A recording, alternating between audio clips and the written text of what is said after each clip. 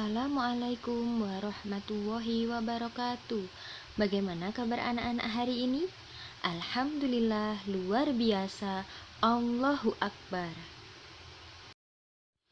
Anak-anak, sebelum belajar, mari baca doa bersama-sama.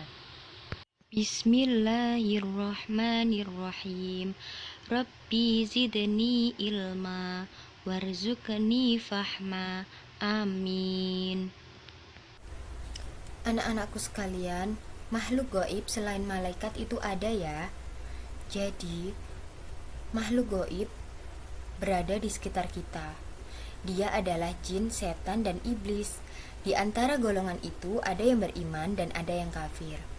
Jin yang kafir inilah yang selalu ingin menjerumuskan manusia ke jalan yang sesat. Dia akan berusaha mengajak manusia untuk melakukan hal-hal tercela dan mendekatkan kepada dosa. Oleh karena itu, anak-anak, kita jangan mudah terkena bujuk rayuannya. Kita harus melindungi diri kita dengan cara rajin beribadah dan semakin mendekat kepada Allah Subhanahu wa taala. Anak-anak, di sini ada penjelasan tentang jin. Jin berarti makhluk gaib yang tidak dapat dilihat, didengar, atau dirasa. Allah menciptakan jin sebelum menciptakan manusia. Jin diciptakan dari nyala api yang panas. Jin diciptakan sebelum penciptaan manusia pertama, yaitu Nabi Adam. Jin dapat mengubah dirinya dalam bentuk lain, layaknya seperti manusia. Jadi anak-anak, jin itu bisa melakukan minum, makan, menikah, dan mempunyai keturunan. Anak-anakku sekalian, jin itu juga diberi akal oleh Allah Subhanahu wa taala. Jadi, ia memiliki ilmu pengetahuan. Maka, jin berkewajiban untuk menjalankan syariat agama dan beribadah kepada Allah Subhanahu wa taala. Dalam firman Allah surat Al-Hijr ayat 26 sampai 27 yang berbunyi, Walaqad khalaqnal insana min shalsalin min hama'im masnun wal janna khalaqnahu min qablu min naris samum, yang artinya, dan sesungguhnya kami telah menciptakan manusia Adam dari tanah liat kering yang berasal dari lumpur hitam yang diberi bentuk, dan kami menciptakan jin sebelum Adam dari api yang sangat panas. Jadi anak-anak, manusia itu diciptakan dari tanah liat kering yang berasal dari lumpur hitam yang diberi bentuk. Sedangkan jin itu diciptakan Allah Subhanahu wa taala dari api yang sangat panas.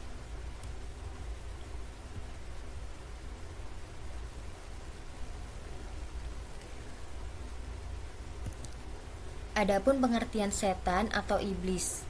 Dalam bahasa Arab, setan berarti jauh, maksudnya makhluk gaib yang jauh dari kebenaran atau petunjuk Allah atau sesat. Setan menggoda manusia sejak ia diusir dari surga. Anak-anak,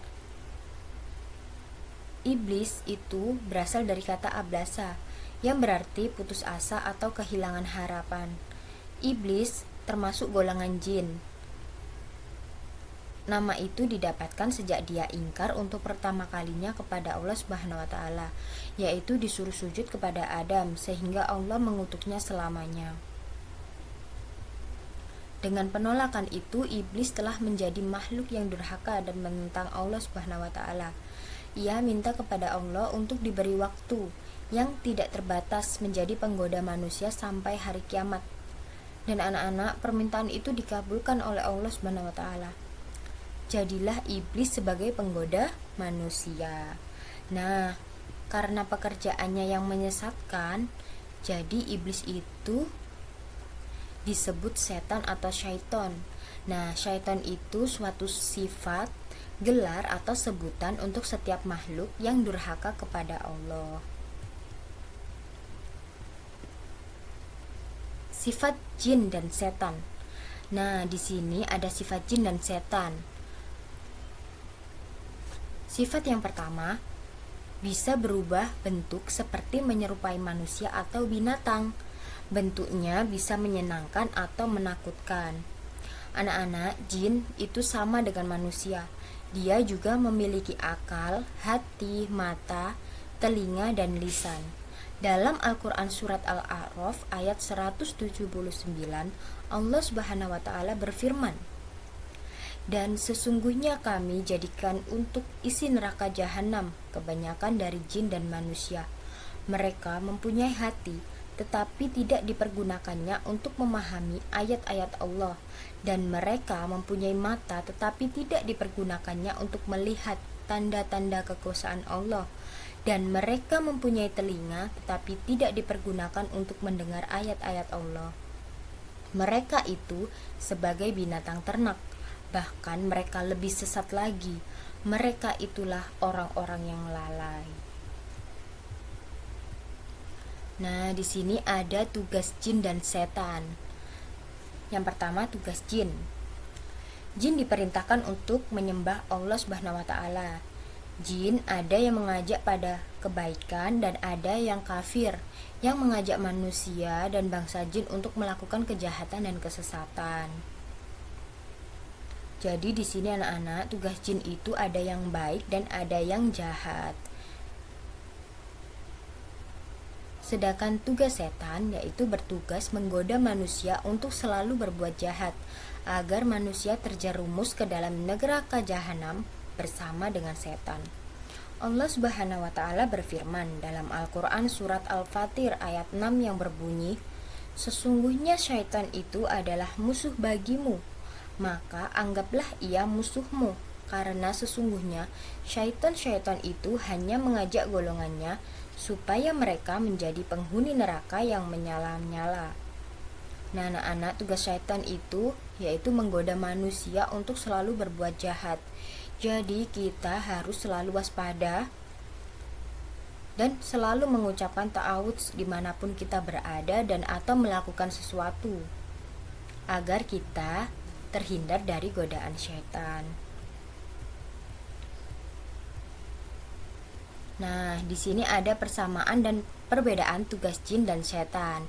Persamaan tugas jin dan setan, dia sama-sama makhluk Allah, makhluk gaib yang tidak terlihat, dan ada yang dimurkai Allah Subhanahu wa Ta'ala. Dan persamaan tugas jin dan setan itu sama-sama menggoda manusia. Perbedaan tugas jin dan setan yaitu sedangkan jin ada yang beriman dan ada yang kafir. Sedangkan setan semuanya kafir, sesat dan jahat. Adapun hikmah percaya akan makhluk gaib selain malaikat. Manfaat terpenting dari percaya kepada adanya makhluk gaib selain malaikat adalah manusia akan selalu waspada dan mawas diri dalam menjalani kehidupan. Tujuan utamanya agar manusia tetap berada di jalan yang lurus, yang dapat mengantarkannya ke gerbang keselamatan dan kebahagiaan dengan cara bertuhan hanya kepada Allah Subhanahu wa Ta'ala. Nah, anak-anakku sekalian, materi sudah Ibu sampaikan. Jadi anak-anak, kita harus selalu mawas diri dan waspada dalam kehidupan sehari-hari, agar kita terhindar dari godaan syaitan, jin, atau iblis. Kita harus selalu mendekatkan diri kepada Allah, rajin beribadah dan selalu mengucapkan ta'awudz kemanapun kita berada, dimanapun kita berada, atau melakukan sesuatu.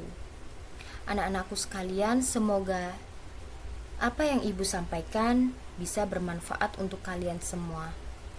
Ibu akhiri, wassalamualaikum warahmatullahi wabarakatuh.